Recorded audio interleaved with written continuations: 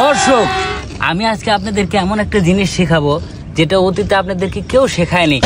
আপনারা এই বিষয়টা পারেন কিনা আমি জানি না, তবে আমি আজকে আপনাদেরকে এই বিষয়টা শেখাবো। আজকে আপনাদেরকে শেখাবো কিভাবে জুতা পায়ে দিতে হয়। আপনারা প্রথমে এই জুতা দুটো জুতা নেবেন, ঠিক আছে?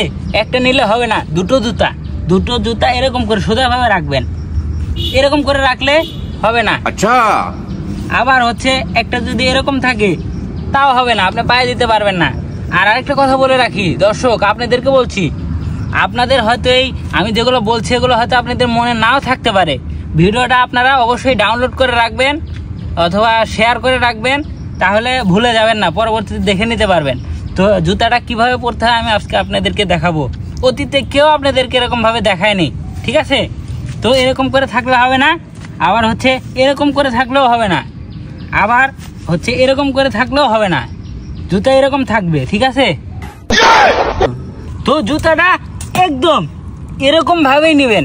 নেওয়ার পরে দর্শক আমি আবারও বলছি, যেমনি দেখাচ্ছি, এই পা প্রথমে দিবেন ডান পা, তারপরে বাম পাটা দিবেন। এরকম করে জুতা পরতে হয়, ঠিক আছে?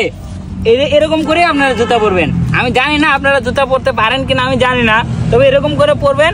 যদি ভুলে যান যে না আমি ভুলে যেতে পারি, জুতা পরা যেটা শিখলাম এটা ভুলে যেতে পারি, তাহলে ভিডিওটা অবশ্যই ডাউনলোড করে রাখবেন, শেয়ার করে রাখবেন, ভিডিওটা অবশ্যই সেভ করে রাখবেন অথবা শেয়ার করে রাখবেন আপনাদের টাইম লাইনে। ফেসবুক থেকে যারা দেখছেন, ইউটিউব থেকে যারা দেখছেন তারা অবশ্যই ভিডিওটা ডাউনলোড করে রাখবেন। আর ইনস্টাগ্রাম, টিকটক থেকে যারা সেম একই কাজ করবেন, নইলে কিন্তু পরে ভুলে যাবেন কিভাবে জুতা পরতে হয়, ঠিক আছে? আজকের মতো এখানেই বিদায় নিলাম। আচ্ছা, আমরা কোনোদিনও জুতা পরি নাই, আজকেই দেখা।